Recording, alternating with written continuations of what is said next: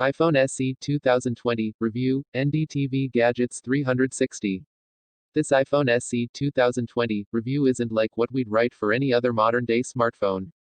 The iPhone SE 2020 is so different from other phones in its price range, in terms of features and target audience, that it almost seems as though it should be in a different product category. If you have a budget of Rs. 45,000, there are plenty of Android smartphones that may be more logical to buy. Although it's now the lowest priced current gen iPhone in Apple's lineup, the iPhone SE 2020 is still hardly affordable by Indian standards. Think of it as a specialized tool for a specific purpose. As someone who has bought and used the budget-minded iPhone 5C review, the original iPhone SE review, and the iPhone XR review over the years, I have a particular interest in how this new entry-level model feels to use and what it brings to the table. In this review, I'll tell you what exactly you'll get for your money, and whether the iPhone SE 2020 deserves to be considered. If you were hoping for a more affordable version of the iPhone 11 review, or even the iPhone XR, the new iPhone SE 2020 isn't it. The negatives seem to jump out almost immediately: its old-fashioned design, small screen, and single rear camera are laughable. On the surface, in a world with no shortage of feature-packed sub-Rs. 10,000 Android phones, Apple's official starting price of Rs. 42,500 for this model has already raised plenty of eyebrows. And many of you in the comments section have made fun of this. The jump to Rs. 47,800 for the 128GB version is not too drastic. But I don't think there'll be many takers for the Rs. 58,300 256GB version, which is the variant I tested for this review. These prices are frustrating because this is meant to be Apple's latest push into cost-sensitive markets such as India. And once again our hopes of a genuinely affordable iPhone have been dashed. Of course, Apple's own premium positioning is made worse by recently raised taxes, import duties, and the US dollar exchange rate, which are out of the company's control. On the bright side, iPhone prices do tend to slide after a model has been on the market for some months. And both Diwali and Prime Day sales could see good deals on the phone. At the moment, the iPhone SE 2020 will compete with the iPhone XR, which costs Rs. 10,000 more on paper but has often been discounted to around Rs. 40,000. Ideally, the iPhone SE 2020 would have slotted in at around Rs. 30,000, replacing the iPhone 7 which still sells today. We do hope to see good deals on the new iPhone SE over the next year or so. Maybe you've always wanted an iPhone but couldn't afford one. Or maybe you're hanging on to an old or broken one and can't upgrade because every new model is too expensive. The iPhone SE 2020 should have taken care of these obvious targets.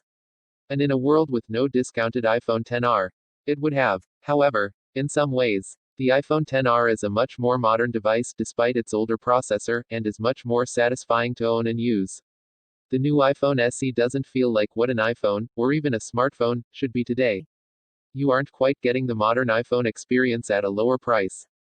That said, it will serve the purpose of an upgrade and it does run the latest version of iOS with all the apps you could want. So who would specifically choose the iPhone SE 2020? The big potential target markets are people who want a very compact but powerful smartphone, and people who do not like change. Smartphone screens have ballooned of late, to the point that phablet-sized 6.5-inch screens are now the norm. There are no other modern phones that are as compact as the 4.7-inch iPhone SE 2020. And even the original 4-inch iPhone SE had fans because of its size and portability. Also, modern phones rely on swipe gestures, which not everyone can habituate themselves to.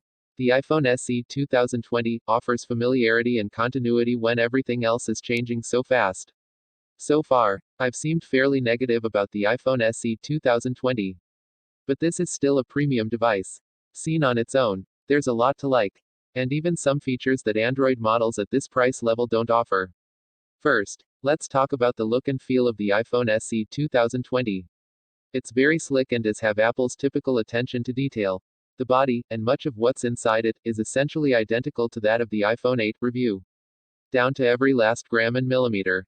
At 148G in weight and just 7.3 mm thick. This is a tiny phone. And it's very easy to use with just one hand. It's so light that it slipped out of my pocket sometimes when I sat down. Though thankfully the grip in the hand is good. The front and rear are all glass. with the frame made of aluminium. Build quality does seem very good. I'm reviewing the all-black version today, but I do prefer the two-tone looks of the white and product red options. We particularly like the IP67 rating for water resistance, which is not common on Android phones at this price. Then, there's Apple's current Gen A13 Bionic processor, which is capable of on-device machine learning. This is the same chip that has been used in the far more expensive iPhone 11 Pro models, which says a lot about Apple's focus on delivering a certain level of performance and feature parity with all its new products.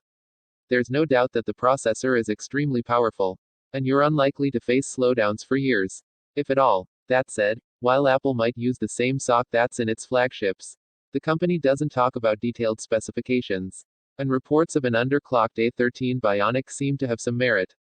Antutu for iOS gave us a score of 370,086 while an iPhone 11 Pro managed 432,358. These scores also shouldn't be compared to those of Android devices since Antutu is platform specific. For reference, an iPhone XR managed 366,781 points and the original iPhone SE scored 153,907 using the same version of the benchmark. Geekbench 5 showed single-core and multi-core score of 1,326 and 2,894 respectively. As for graphics, GFX Bench, optimized for Apple's Metal framework, ran in a solid 60 FPS across all scenes, including the high-end Aztec Ruins scene. This isn't too surprising considering the low screen resolution, and again, shouldn't be compared to the performance of Android devices. We played PUBG Mobile and Asphalt 9 Legends. Both ran very smoothly at high graphics settings. We did feel that the screen was a little cramped, but the size of the body relative to the screen let us get a better grip than we're used to. The display, while relatively tiny and low res, offers excellent color reproduction and viewing angles. Apple's True Tone feature adjusts the color temperature automatically based on ambient light. You get HDR10 and Dolby Vision, plus haptic touch but not physical 3D touch like on the iPhone 8 for contextual actions which are tightly integrated with iOS.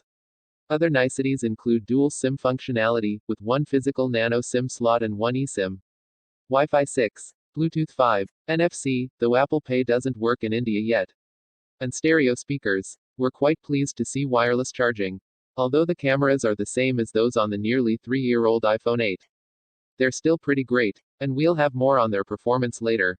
The primary advantage of iPhones is the iOS ecosystem, which is user-friendly and simple, at the cost of some customizability. The design is largely consistent and easy to live with, and scales down nicely to the smaller iPhone SE 2020's screen.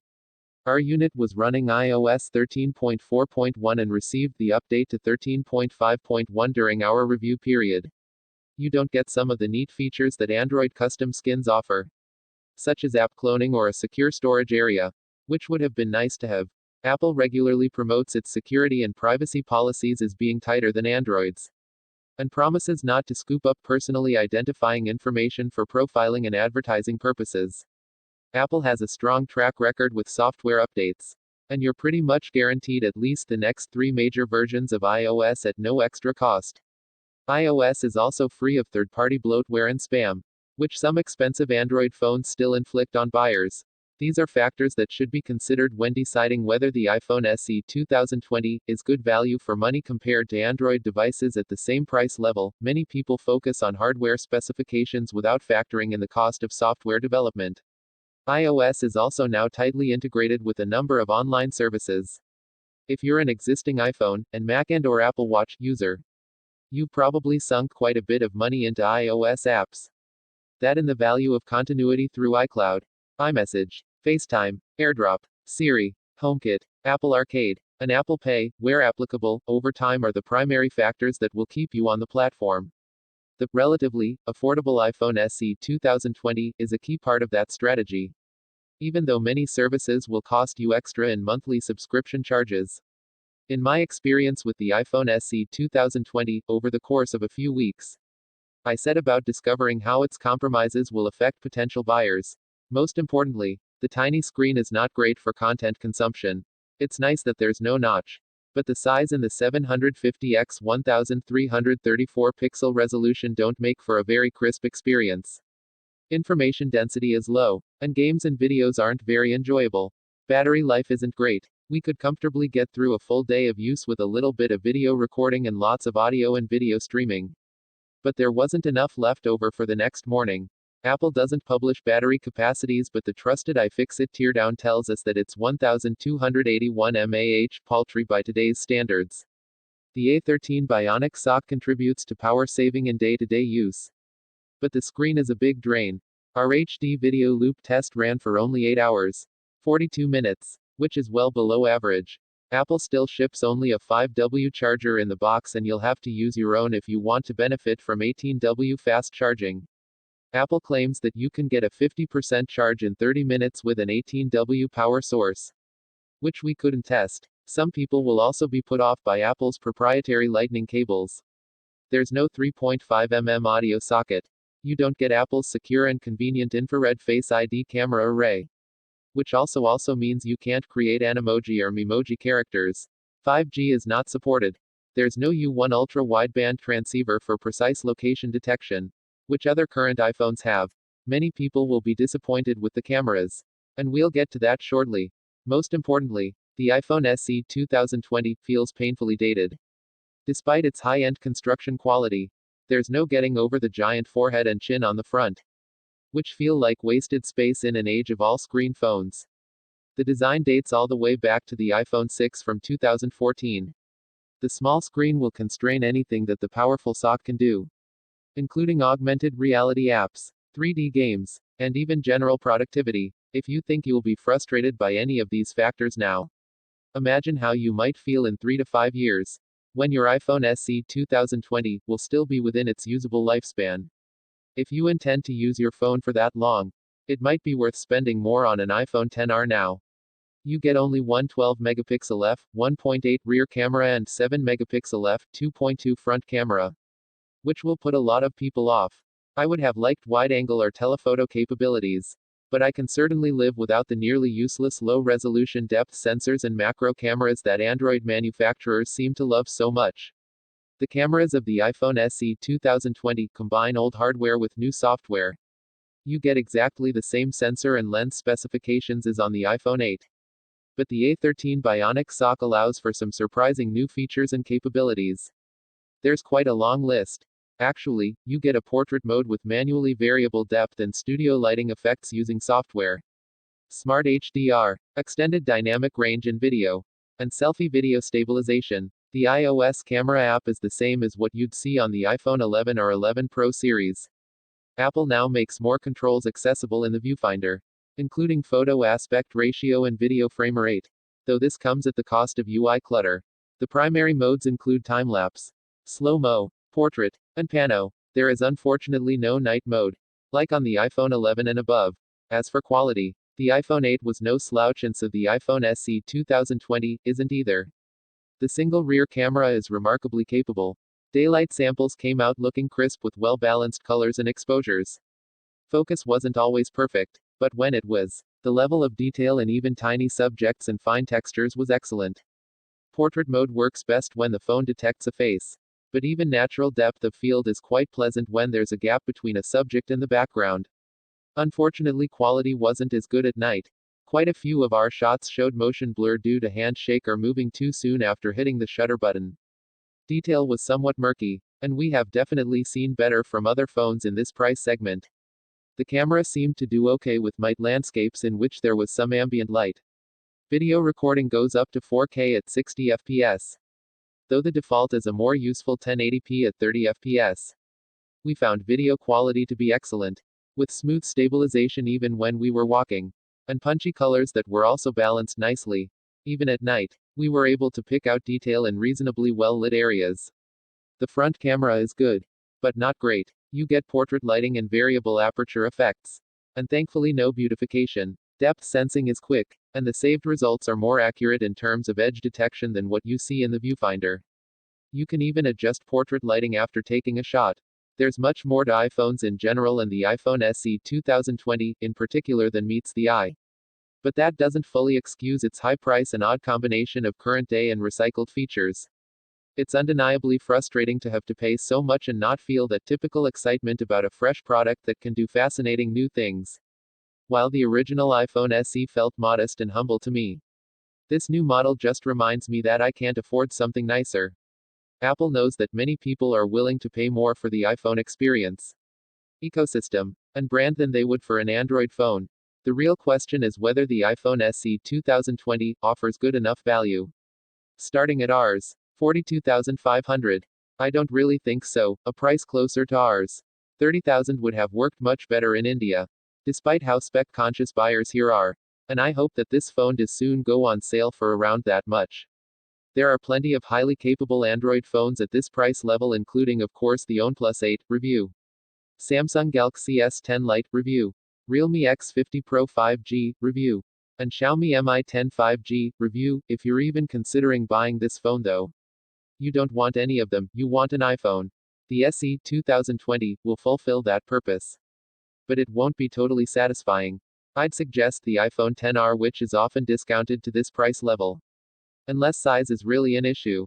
If you are set on the iPhone SE 2020, you should wait a few months for the price to drop, which it inevitably will. Is iPhone SE the ultimate, affordable iPhone for India? We discussed this on Orbital, our weekly technology podcast, which you can subscribe to via Apple Podcasts or RSS.